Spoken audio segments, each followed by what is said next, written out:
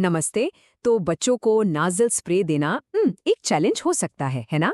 इस छोटी सी गाइड में चलिए इसे बिल्कुल आसान बनाने का सही तरीका सीखते हैं। अगर ये काम मुश्किल लगता है तो यकीन मानिए आप अकेले नहीं हैं। ये एक बहुत ही कॉमन परेशानी है जो अक्सर पेरेंट्स और केयरगिवर्स फेस करते हैं। लेकिन फिक्र की कोई बात नहीं है। चलिए इसका सिंपल और सही तरीका सीखते हैं। हम इसे स्टेप बाय स्टेप समझेंगे ताकि अगली बार ये काम चुटकियों में हो जाए। तो शुरू करें।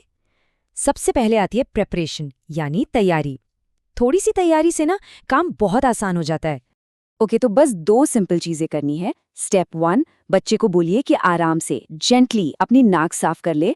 और स्टेप 2, स्प्रे यूज करने से ठीक पहले बॉटल को अच्छे से शेक करना है।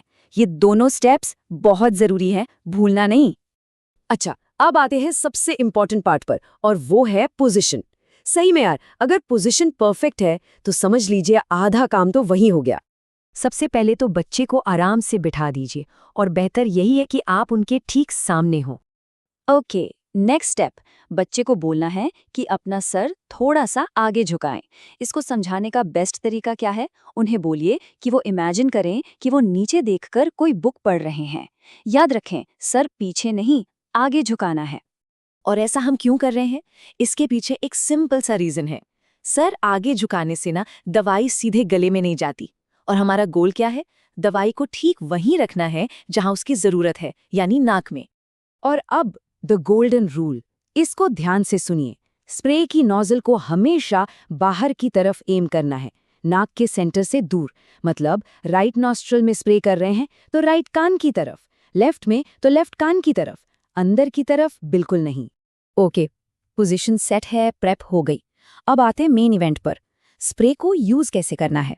प्रोसेस एकदम सिंपल है। सही पोजीशन में नोजल को एक नॉस्ट्रल में इंसर्ट कीजिए, एक पंप दबाइए, नोजल को बाहर निकाल लीजिए। That's it. और अगर डॉक्टर ने प्रिस्क्राइब किया है तो सेम चीज दूसरी नॉस्ट्रल के लिए रिपीट कीजिए। अच्छा, एक और चीज, अक्सर लगता है कि स्प्रे के बाद ना जोर से सांस अंदर खींचनी है। ऐसा बिल्कुल जरूरी नहीं है। एक हल्की सी स्निफ चलेगी, पर उसके बिना भी दवाई अपना काम ठीक से करेगी। तो स्प्रे तो दे दिया, लेकिन उसके बाद क्या क्या करना है और क्या नहीं, ये भी उतना ही जरूरी है। देखिए, अगर थोड़ी दवाई बाहर टपकती है तो बस उसे टिश्यू से हल्के से साफ कर दें, सिंपल। पर 2 चीजें हैं जो बिल्कुल नहीं करनी है।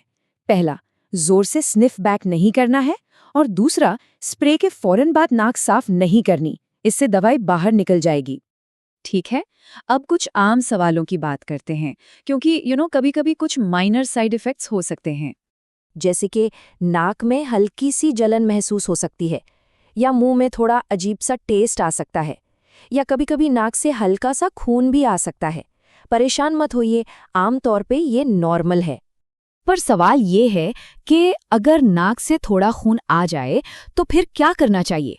सिंपल, ऐसे में स्प्रे को 3 दिन के लिए यूज करना बंद कर दें, और जब दोबारा शुरू करें तो बस इस बात का एक्स्ट्रा ध्यान रखें कि नोजल हमेशा नाक के सेंटर से दूर बाहर की तरफ पॉइंट कर रही हो। तो पूरी प्रोसेस को अगर हम 2 शब्दों में समराइज करें तो वो है हेड फॉरवर्ड, नोजल आउटवर्ड। बस इतना सा मंत्र है। सर आगे, नोजल बाहर की तरफ, सिंपल। तो अब मेडिसिन टाइम को थोड़ा आसान बनाने के लिए तैयार हैं? I am sure in simple steps से काफी मदद मिलेगी।